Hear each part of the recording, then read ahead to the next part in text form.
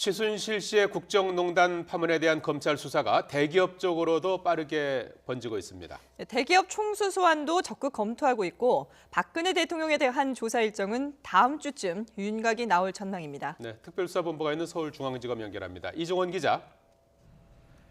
네, 서울중앙지방검찰청입니다. 검찰이 미르와 K스포츠 재단에 돈을 낸 대기업 총수들에 대한 소환 조사 방침을 내비쳤다고요?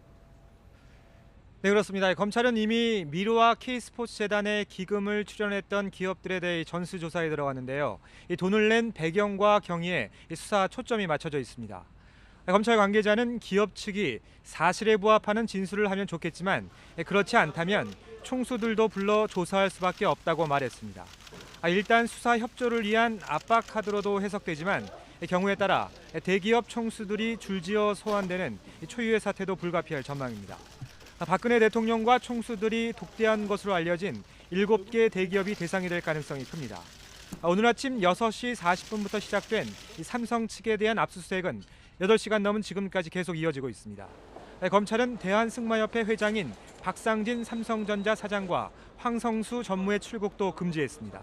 또 조금 전인 오후 2시엔 현대자동차 대관 업무 담당인 박모 부사장도 참고인 신분으로 불러 조사하고 있습니다.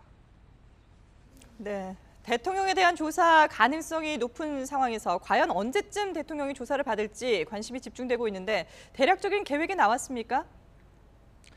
네, 검찰 관계자는 일모도원이라는 말을 했습니다. 날이 저무는데 갈 길은 멀다는 뜻이죠. 대통령 조사와 관련해서는 아직까지 크게 결정된 것은 없다고 말했습니다.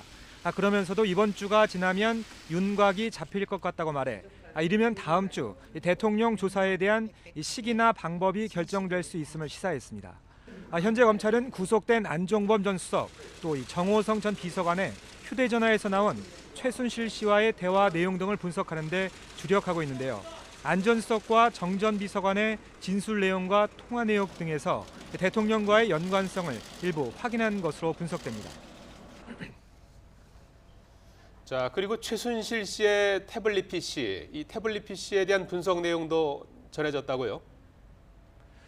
네, 그렇습니다. 이 태블릿 PC에는 애초 알려진 대로 이 파일 200여 개가 발견된 것으로 확인이 됐습니다. 다만 이 가운데 문서 파일 형태는 50개 가량이 파악이 됐는데요. 그러나 검찰은 최종본으로 볼 만한 문서는 거의 없다고 말했습니다. 연설문이나 정부 부처 보고 자료 등 문서 초안이 대부분으로 대통령 기록물로 보기 어렵다는 뜻인데요. 이 때문에 검찰은 현재 수사 상황에서는 최 씨에게 대통령 기록물 관리법 위반 혐의 적용은 어려울 것으로 예상했습니다. 문서를 빼낸 정호성 전 비서관 등에 대해 공무상 비밀 누설 혐의를 적용해도 최 씨를 이에 대한 교사범이나 공범으로 처벌하긴 힘들다는 해석입니다. 이 때문에 국정농단을 일으킨 청와대 내부 문건 유출과 관련해선 최 씨의 책임을 묻지 못할 가능성도 있다는 뜻이어서 파장이 예상됩니다. 다만 검찰은 재단이나 개인 회사와 관련된 혐의에 대해선 뇌물죄 적용도 배제하지 않고 있다고 설명했습니다. 최 씨의 구속 기한은 오는 20일까지로 검찰은 그 전에 최 씨를 재판에 넘긴 뒤 수사를 이어가 추가 기소하는 방안을 검토하고 있습니다. 지금까지 서울중앙지검에서 YTN 이정원입니다.